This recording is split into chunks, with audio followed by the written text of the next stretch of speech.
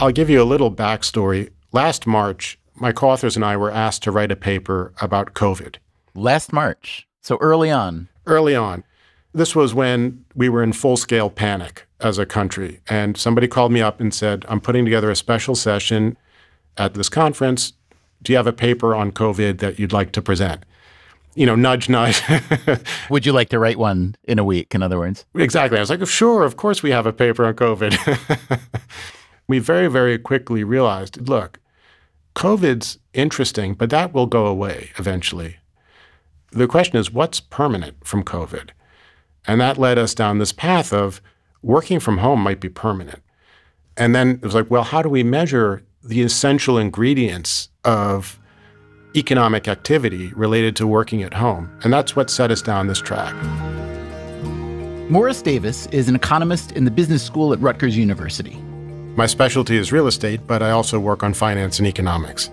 The track that Davis and his co-authors went down is the same track many of us have gone down since the pandemic began. Today, I'm issuing a stay home, stay safe executive order for all Michiganders. We are confident that the people of the state of California will abide by it. This is the most drastic action we can take. Now the freeze is starting to thaw. Many employees are returning to offices and other workplaces, but not all, and for some, not ever. Today on Freakonomics Radio, what is to be learned from this sudden, mandatory, global work-from-home experiment? We'll talk about productivity.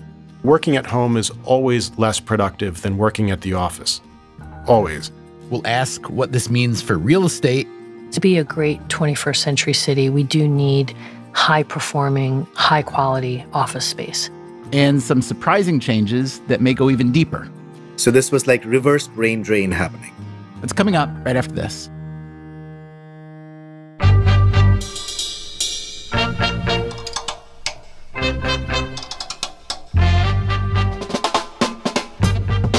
This is Freakonomics Radio, the podcast that explores the hidden side of everything. Here's your host, Stephen Dubner.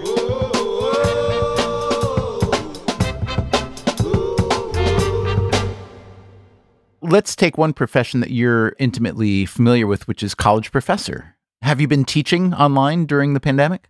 I have, and I hate it. Because why? The students may not believe this, but when I teach, I try to figure out, based on body language and the way that they look at me, what's making sense to them and what's not. I just cannot figure out how to do that online. So teaching remotely has been, for me, a terrible experience. That, again, is Morris Davis from Rutgers. So the teaching part of his job has suffered, but teaching isn't the only thing an economics professor does. We used to try to have remote seminars, and it was kind of a disaster. People would walk down the stairs or the dog would bark. Everyone now has learned how to have these remote seminars in my field. Do you think you'll ever return to those in-person seminars, at least anywhere near the same degree? I don't know. What I think about a lot now is if I'm invited, I could go to seminars anywhere around the world. And that has made me more productive. This is an excellent example of why working at home and working in the office are complementary for the same occupation. How does this one economics professor's work-from-home experience compare to yours? My guess is there is at least one major overlap. Some things were better and some things were worse. Everyone's situation is, of course, different. If you happen to live in a comfortable and roomy home, maybe with people you even enjoy, well, that's one kind of situation. If your home felt cramped even before the pandemic, and if you maybe have a couple young children who suddenly weren't going to school, that is a different story. Perhaps the most commonly cited benefit of working from home, no commute, although some people I've been told do miss commuting. What are the biggest downsides of working from home? A lot of employees really miss the camaraderie of work, and many employers suspect that working from home is a major drag on productivity. Shirking from home, they call it. Here's what the labor economist Nicholas Bloom told us in a pre-pandemic episode discussing some work-from-home research he'd done. The three great enemies of working from home is the fridge, the bed, and the television. And some people can handle that and others can't. Bloom had analyzed a work-from-home experiment at a Chinese company called C-Trip. It is very much like Expedia in the US. The C-Trip jobs that moved home were call center jobs. What did Bloom find? So we found working from home raises productivity by 13%, which is massive. So that's what one economist measured in productivity within one type of work at one firm in China, again, well before the pandemic. Bloom did a recent study, along with Jose Maria Barrero and Stephen Davis, to see what people have been doing with all the time they aren't spending on their work commutes during the pandemic. Here are the headline numbers. Before the pandemic, Americans were commuting on average 54 minutes a day. Bloom and his co-authors found that people spent about 35% of that saved commuting time on their primary jobs and about 60% on all non-leisure activity, including housework and childcare. So that is an interesting snapshot. But what about the bigger picture? What have been the larger effects of this year-long work-from-home experiment? Or, as Morris Davis put it earlier, how do we measure the essential ingredients of economic activity related to working at home? So that's what Davis set out to do, along with his colleagues Andra Gent and Jesse Gregory. How do you even begin to answer such a broad question? Well, okay, taking a step back. One reason many respectable social scientists hate economics is because I love any sentence that begins with that, just so you know. We rely a lot on assumptions about how people behave, they care about, and how they make decisions. The thing that bothers people about models of economics is that we don't write about everything. We write about a few things. When I talk to my mom or my sisters, it's always, well, what about this? Or, well, what about that? I said, well, I just ignore those things. And they go, well, why does this paper have any value if you ignore these things? Yeah, I'm with Mom. So what's your answer for that? I mean, I understand your aversion to whataboutism, which strikes me as been a growing scourge because no one believes anything at all, even if there's ample evidence. But if you're presenting a finding based on primarily a model that omits some real behaviors, why should we pay so much attention to it? I'll give you two reasons. The first is, I think of economics as a science, and I think science builds on itself. So you, as the researcher, write down the things that you think are important, and then you let the world know what the implications of that are. And that's how we build a body of evidence. The other thing is, while everything might matter, everything might not matter to the same degree. And so our job as economists is to try to pick out the 2 or 3 or 10 things that really, really matter. So that's what we try to do in our paper. So Davis and his colleagues built a complex model using all sorts of data and assumptions, hoping to gauge the productivity trends of this work-from-home experience. They focused on what they call high-skill workers, essentially college graduates who do the kind of work that can be done at home or in an office. The office, they assumed, was in some sort of central business district, and there was one more big assumption in the model. So just for full transparency, we don't observe productivity. We infer it. We infer that productivity of working at home was, on average, 50% of what productivity of working in the office is. So that's quite different from the higher productivity for those Chinese call center jobs. When you measure across the entire work spectrum, Davis says, working at home is always less productive than working at the office. Always. So that would make you think, oh, then you always want to work 100% at the office. But the nature of these goods is that they're complementary. So on average, that's true. But at the margin, that's not true. That's a little confusing. Let's back up. The central argument here is that the office creates certain benefits that your home cannot beat. The real benefit to being at the office is face-to-face interaction, which might be painful if it's your boss reprimanding you, but this concept of a knowledge spillover, all of that causes, we think, productivity to be higher at the office than at home. But we also think working at home is not as unproductive as it used to be because we have all of these tools at our disposal. So Davis and his colleagues argue that productivity is substantially lower when people work from home, but, and this is a big but, work from home productivity has increased since the start of the pandemic, and not by just a little bit. They argue it has increased 46% relative to the productivity of working in the office. Here's the way to think about it. Whatever the productivity was in 2019, we're better at working from home than we used to be. This was only possible because of technologies that already existed. My co-authors and I think many people, are now viewing the technology that has enabled us to work from home almost as important a revolution as, say, electricity. We think it's going to permanently change the landscape of where we work, how we value housing, how we think about our commutes. What would you consider the most important components of that? There's a whole sequence of inventions that have led to us being able to work remotely. The PCs that stopped crashing in the early 90s. And then, you had the Netscape IPO, which led to a whole set of new firms exploring the World Wide Web. Email was introduced right around the same time. Then we had smartphones as compared to just regular old cell phones, enabling us to have instant communication anywhere. And then finally, really the things that have mattered right now are high-speed internet, which became cheap enough to become widespread, cloud computing, which enabled massive instantaneous sharing of data, and then video conferencing technology. In other words, we picked a pretty good time to have a pandemic, is what you're saying. In the paper, we asked what would have happened if the pandemic had occurred in 1990. And, it was just much harder to work from home in 1990. We're not, in fact, sure how it could have been done.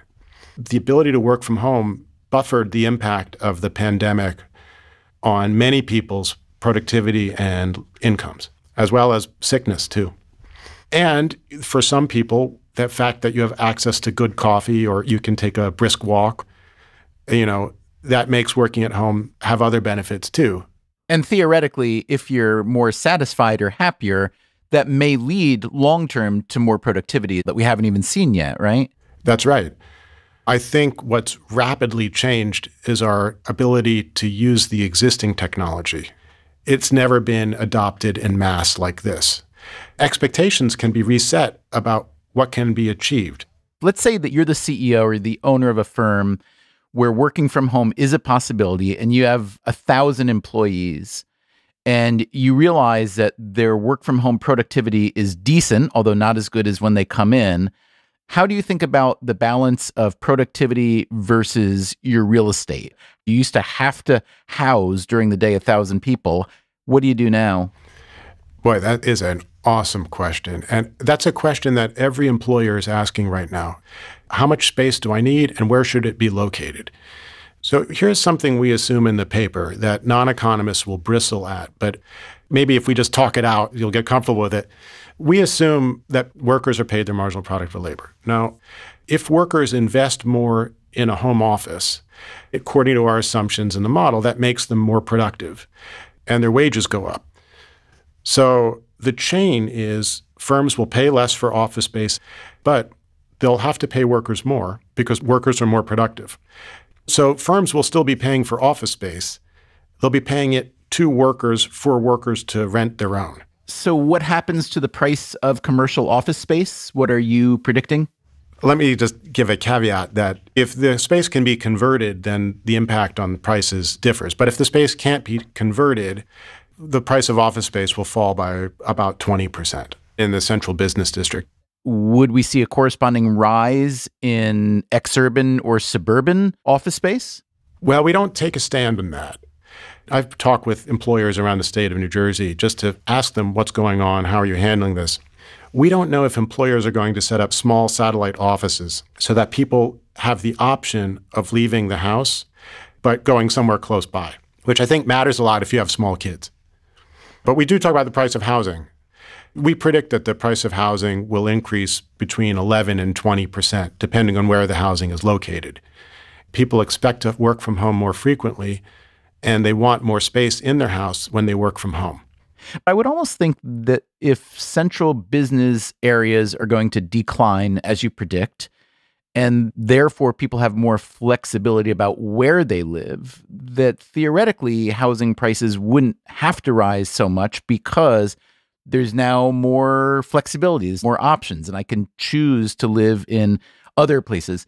This is the great question of our time, which is, how far can people move away? And if they do move away, what productivity levels will they have? There's plenty of relatively inexpensive metropolitan areas in the United States right now. Detroit, Milwaukee, Columbus, Memphis, Oklahoma City. There's lots of inexpensive, nice metro areas. With a few exceptions, people aren't moving there. At least they weren't. So there were strong economic forces driving people to places that were already expensive. I'm curious how you think the changes may affect the tax bases of those different areas. Do city centers inevitably suffer? Do suburbs boom? If so, what are they going to spend all that money on? Do the schools get better? I'm curious about any knock-on effects you might see. The first knock-on effect is that to the extent that cities' finances depend on property taxes from commercial properties, they're going to suffer, probably greatly, because the value of office buildings will fall. The rents will fall. And the simple reason is the space just isn't as useful as it used to be. People are not going to commute as much as they were. I think it'll be a real strain on New York City's finances, for example. Now, I'm probably wrong, but I could imagine it going the other way. So hear me out for 1 minute, if you don't mind. A lot of offices pre-pandemic were set up with open floor plans. Executives and designers say that was meant to optimize flow and collaboration, but as we've discussed on this show, that actually doesn't always happen. It's a lot cheaper to build open office plans, but many people who work there don't like that openness. It's noisy, it's intrusive, and they actually become less collaborative and often less productive. Now, after the pandemic, you could imagine that a lot of people who will be willing and even eager to come back to an office may not be as comfortable with those open floor plans for pandemic reasons, and also just they've gotten used to having a little bit more control over the environment. And if that were the case, maybe firms won't be downsizing. Maybe they'll need more space. That's my crazy theory. It's not crazy at all. It's the nicest thing anybody's ever said to me. But the one place where I might disagree with you is, will a firm be willing to have a large office for one person that's only occupied 2 days a week? If you're going to have all these offices that are only half occupied, are you really going to waste all that money? As of April, more than 15% of office space in Manhattan was unrented, the highest level in nearly 2 decades. Will that number fall as workers return to offices and as some companies, including Google and Facebook, continue to expand their New York office footprint? Or will vacancies increase as more firms decide that at least some of their employees will keep working at least some of their hours at home? Here's one clue. In December, the Real Estate Board of New York, the lobbying group for the industry, called on New York City to allow older, less desirable office towers to be more easily converted to residential use. I think it's a winning idea because, the average age of our office stock is just over 70 years. That's Marianne Gilmartin. To be a great 21st century city, we do need high-performing, high-quality office space. Gilmartin is a big real estate developer in New York who recently started her own firm, MAG Partners. Before that, she was a lead developer on projects like the Barclays Center in Brooklyn and the New York Times office tower in Times Square.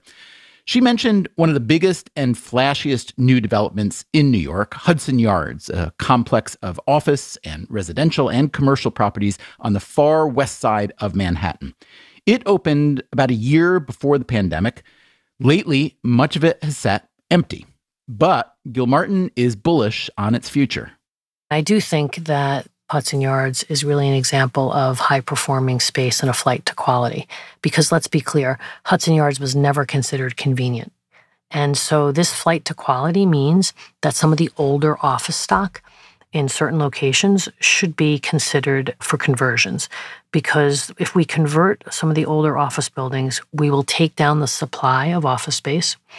And by doing that, we can also improve the fabric, the diversity, and the social equity of our central business districts by bringing people into those areas to live.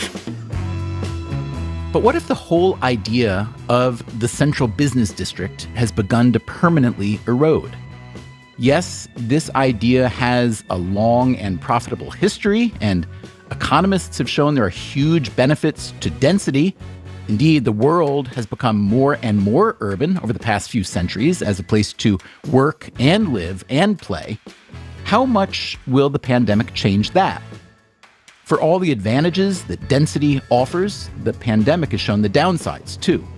Also, cities are a habit, and people can sometimes take up new habits. So coming up after the break, we hear from another researcher who has been studying remote work for years. The first thing I would say is that we need to dissect what remote means. That's coming up in a minute. In the meantime, if you've been enjoying the special episodes of the Freakonomics Radio Book Club we've been making, you should know that we have just created a separate Freakonomics Radio Book Club podcast feed. So if you have friends who love books but hate economics, well, now you have got somewhere to send them. The Freakonomics Radio Book Club is available on Apple Podcasts, Stitcher, Spotify, wherever you get your podcasts. We'll be right back.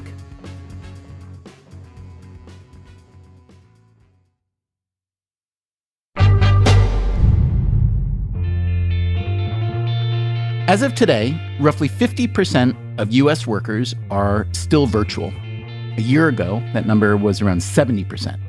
What will it be a year from now? No one really knows. Some predictions say that office work will eventually return to pre-pandemic levels. Other predictions say that office work has been broken forever, that too many workers have seen the light. One new research paper, based on survey data, estimates that 20% of full workdays will now be from home versus just 5% before the pandemic. Here again is the economist Morris Davis. I live in a commuting suburb to Manhattan, and what I hear is there were a set of my neighbors that were commuting 5 days a week, and they all say, I'm never doing that again. Never doing 5.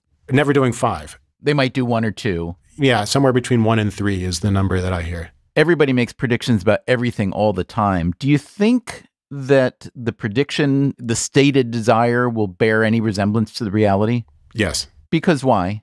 Because people do not like to commute. Many predictions about the future of work do lean toward this hybrid model, 2 or 3 days in the office, 2 or 3 at home. Many companies have already moved in this direction. This creates all sorts of coordination and communication and strategic issues to work out. As one software executive recently told the Wall Street Journal, there's going to be a bunch of unintended consequences. It's going to be a mess. But does it have to be a mess? Why can't the technology that made working from home possible during the pandemic make it more probable in the future? To answer that question, we need help. What we need is a researcher who was thinking about these issues long before anyone ever heard of COVID-19. Hello, I'm Raj Chaudhary. I'm the Lumri Family Associate Professor at the Harvard Business School. And you teach what exactly? So my research and teaching is focused on the future of work, and especially on the changing geography of work. I hate to say it, but given your pre-existing research interests, it sounds like the pandemic has probably been good for your work, yes? Yeah, so it's been the silver lining, I would say, and it's really been an interesting time to see how the phenomenon of remote work is playing across industries and tasks. Chaudhary studies what he calls work from anywhere. It's not quite the same as work from home. In work from anywhere, you could be working from an office, you could be working from a co-working space, you could be working from your home, but most importantly, you're working in a city or town or village that you want to live, not where the company has an office. The pandemic has led many people in many countries to leave the area where their office is located, at least temporarily. Some firms have seen their employees literally scattered around the world, creating what's called a distributed workforce. Chaudhary grew up in part in India, which for decades has housed a distributed workforce for many U.S. companies. I asked him if there's much to be learned from that history. There are some underlying similarities, of course. So there was the issue of time zones because distributed teams were distributed across time zones. I think it's just a dose issue. Now, if a lot of employees spread out and start working from locations of their choice, all these issues would be on steroids. How do you manage communication? How do you manage coordination? How do you make the whole team feel socialized and part of the same culture? And there are solutions to all of these. There are management solutions to all of these problems. Several years ago, Chowdhury came across an interesting program that allowed him to learn a lot about working from anywhere. The program was run by the U.S. Patent and Trademark Office, which is headquartered in Alexandria, Virginia, just outside of Washington, D.C. It didn't start out as a work from anywhere program. The Patent Office allowed their patent examiners to work from home in 2007. The deal was you work from home 4 days a week, but then you come to office on Friday or Monday. But then in 2012... In 2012, they said, now you can leave Alexandria, Virginia, and live in any part of the continental US. And I found that fascinating as a migration scholar because many of these people had gone back to smaller towns. So this was like reverse brain drain happening. Reversing brain drain is an issue for a lot of places all over the world because when smart, talented, highly educated people migrate from rural areas or smaller towns to larger cities, their hometowns suffer. It's potentially great for emerging markets to get talent back. That's what I'm most excited about. I think India could get a lot of talent back from the West, but it's not only India. I think the Indian small towns could be the winners because there are tier 2, tier 3 cities which have enough of an infrastructure that you could work remotely, and there's all the benefits of lower cost of living. And I think they could be the real winners instead of Bangalore or Hyderabad or Delhi. Again, you can see the upsides for employees, but how does work from anywhere work out for the employers? With the U.S. Patent Office program, Chowdhury had a nice natural experiment to answer that question. The best news, not all patent examiners were eligible for the program at the same time. As an economist, that creates a random timing for the treatment. Chowdhury and his co-authors, Cyrus Farugi and Barbara Larson, set about to analyze the data. What happened to the productivity levels of the patent examiners who had chosen to leave the DC area? We estimate a 4.4% increase in productivity. A 4.4% increase in productivity? And how is that measured? So the 4.4% is measured based on the average number of actions, as they call it, which is essentially case files that the examiner examines every month. So it's very objective. That's great news. Do you know the why, however? Yes. So what we essentially say that the mechanism driving this was effort. How was effort measured in this case? We looked at what kinds of case files were being examined. And what we found was that they were increasing the number of what the Patent Office calls first office actions. The first office action is the first time the patent examiner is responding to the lawyer on the other side, the company. And that needs the most effort for the examiner. What we found was that the first office actions went up and the subsequent revisions didn't go up as much. And if the patent examiner wanted to slack, they could have done the reverse. There's one really important thing to note about this program. The Patent Office did not adjust the income of the patent examiners based on where they chose to live.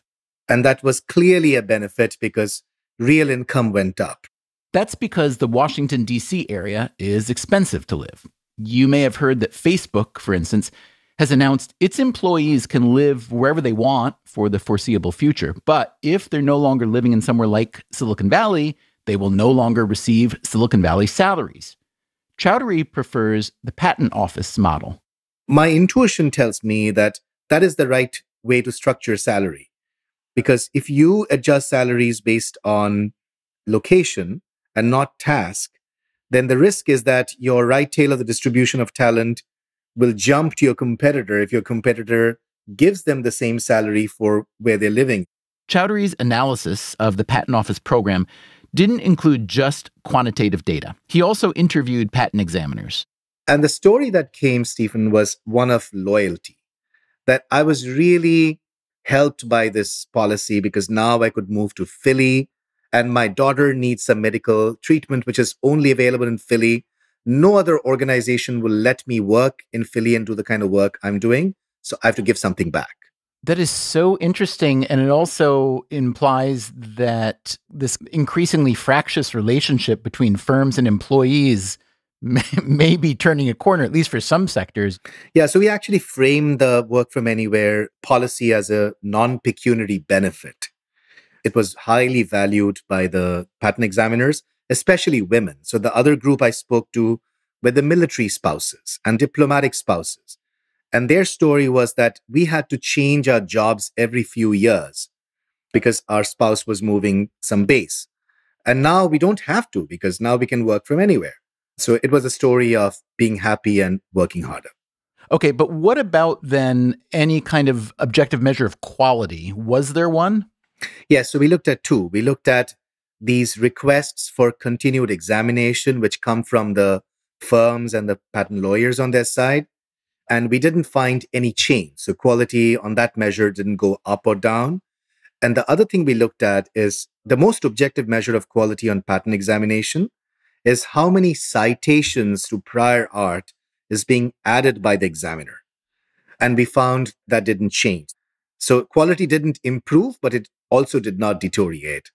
Can you just tell me, in terms of sectors where work from anywhere is possible, do you think there were particularities about that kind of work, the patent examiner's work, that made it more viable than another kind of work?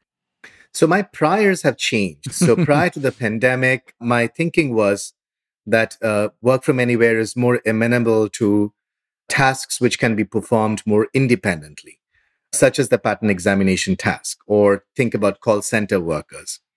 What I believe now is that there's also a very robust way of engineering collaboration and social interactions in the virtual world, which makes me think that this is probably a much more pervasive phenomena that we early imagined this to be.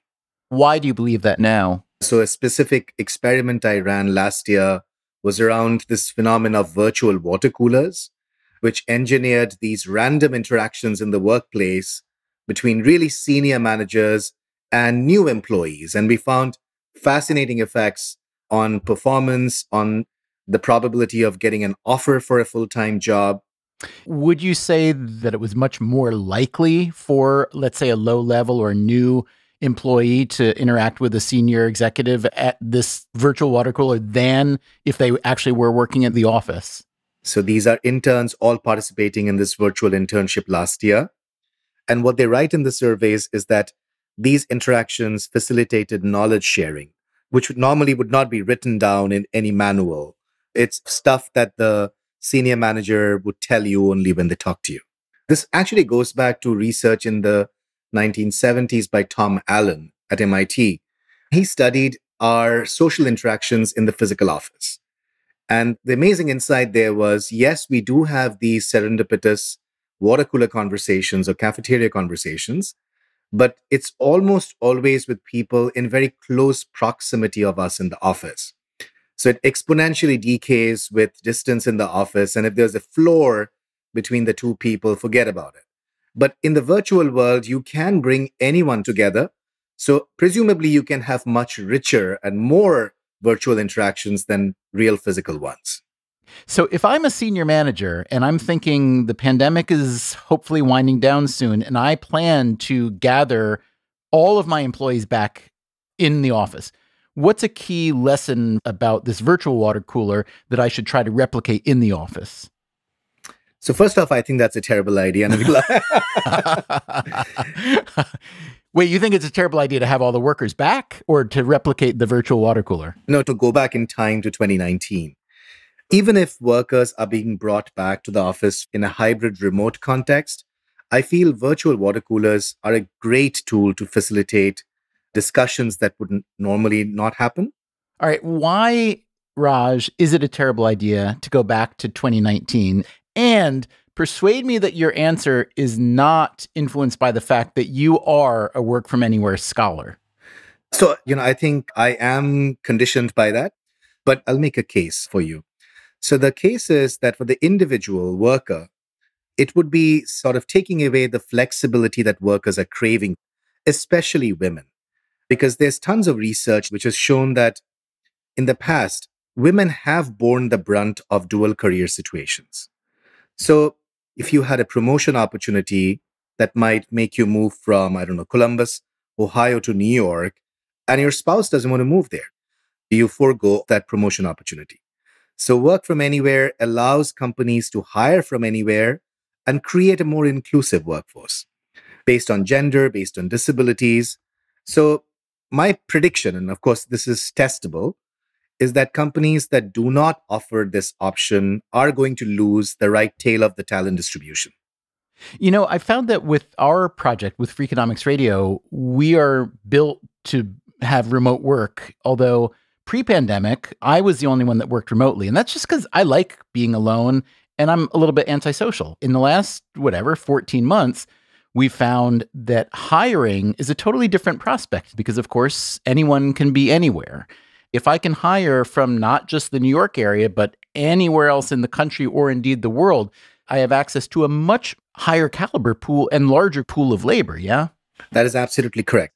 Also, it mitigates the frictions of immigration because you don't need to get workers on an H-1B visa. You're not subject to that lottery system, which makes no sense. But it's also great for workers because they can make more real income. I have a feeling that if someone were to listen to this conversation and you being really enthusiastic about the upsides of working from anywhere, with data to back it up for sure, but if we were to take out every time you said the word work and plug in the word learn or online education, I think people would laugh uproariously and think that you do not know what you're talking about. Because I think a lot of people during the pandemic have experienced that online education is really hard for young children, older, college, and so on. What do you think the work from anywhere revolution has to teach the more rudimentary online education revolution? That's a very interesting question. I've not studied the education space. So to be honest, I don't have a research-based answer. But one related answer is, I think it really opens up the opportunity to consider colleges and universities which are not normally in the radar of the HR departments. Because now you really have an opportunity to go and hire from Idaho or Kenya. And I think that's good news for the education industry. And maybe our biases will prevent us from doing that. I mean, says the guy at Harvard Business School, right? We should take this with a grain of salt. But I think that is the real opportunity, right? And, I've actually done some empirical work there. And what we found was that the right tail of the distribution in these lesser known colleges in India, we found based on a standardized test score of math, that they were much higher than the middle of the distribution in the elite colleges. And I've not tested that in the US. That should be the same. So I think that's the real opportunity with respect to higher education. Raj Chowdhury, as much as he supports the work from anywhere revolution, doesn't deny the importance of face-to-face interaction, at least in certain contexts. He once did a study of inventors based in India. He found that when an inventor's manager visited a company's US headquarters, the Indian inventors were twice as likely to receive a patent. Chowdhury is also working on a study that looks at what happens when coworkers travel to a company retreat in the same car to and from the airport. And we find that the people who travel together, they help each other during the COVID months. We're still writing that paper up, but I think face-to-face is here to stay, as is remote work. The equilibrium is to find ways to facilitate face-to-face within the remote work model. There are these ideas, collision of ideas. Some of it's deliberate, some of it's spontaneous. But, there is no eureka coming over a Zoom call, I would submit. That, again, is the New York real estate developer Marianne Gilmartin. Remember, she recently opened her own firm. Mentoring and upskilling really requires interactions. And my decision to rent space in April and not wait is because of the age and the ambition of the people that work for me. And they want to be part of something bigger than themselves. And they don't want to be in their apartments. They want to be amongst other bright people. If I can look at my workforce and say, craft your perfect arrangement. How do you want your life to be lived? Tell me what works. I'll get different answers. So one person on my team would love to go to Maine in August with her family and her children. I probably could do that for her now because I know that it's going to be okay. But that's different than saying over a very long period of time, people not being with people is sustainable and that talent is going to find that invigorating and that great ideas are going to be surfaced and great things achieved. I think it's not true. That may not be true, but some places are acting as if it is. They are acting as if anyone can live anywhere, regardless of their employer. Places like Tulsa, Oklahoma. Here again is Raj Chowdhury. So I was studying work from anywhere in 2016, 2017, and then I stumbled upon Tulsa Remote in late 2018. Tulsa Remote is a project funded by the George Kaiser Family Foundation, which promotes equality and inclusivity in Tulsa, a city of about 400,000 people. In the years just before the pandemic, the state of Oklahoma had its worst population outflow in years as college graduates kept moving away.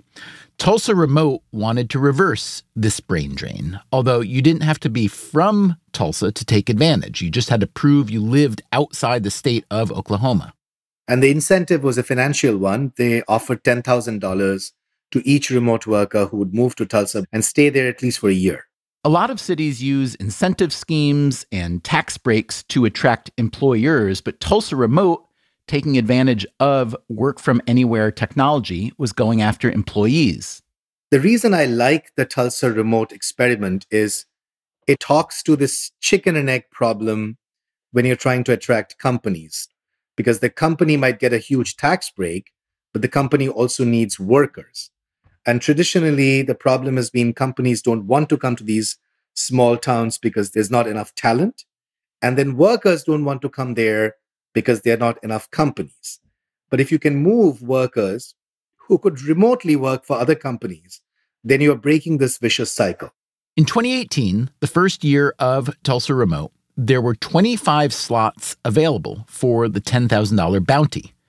After receiving 10,000 applications, they bumped it up to 100 slots. Chowdhury is now studying these new Oklahomans. When I interviewed them, disproportionately, the reason they gave for why they were moving to Tulsa was either cost of living or getting a much cheaper house to raise their family, but also this opportunity to contribute to the community. So these were very pro-social people. They really wanted to give back to the Tulsa community in meaningful ways. In his preliminary analysis of the program, Chowdhury has found that the state of Oklahoma gained around $2,000 to $3,000 a year from each new Tulsa worker. And so as a result of that, the state of Oklahoma got really excited about the program. And I believe they just passed this bill, which would reimburse Tulsa Remote from the government if the remote worker stays for at least a year. So now the government is sort of getting involved. Remember, the experiment had been funded so far by a foundation. And I think it's great news for the financial sustainability of this program, because now Tulsa Remote could scale up and get more workers to relocate to Tulsa. All this is good news, good ammunition for a work-from-anywhere argument. The same could be said for Raj Chowdhury's patent examiner study and for Morris Davis's study, too, which showed a huge increase in work-from-home productivity since the start of the pandemic.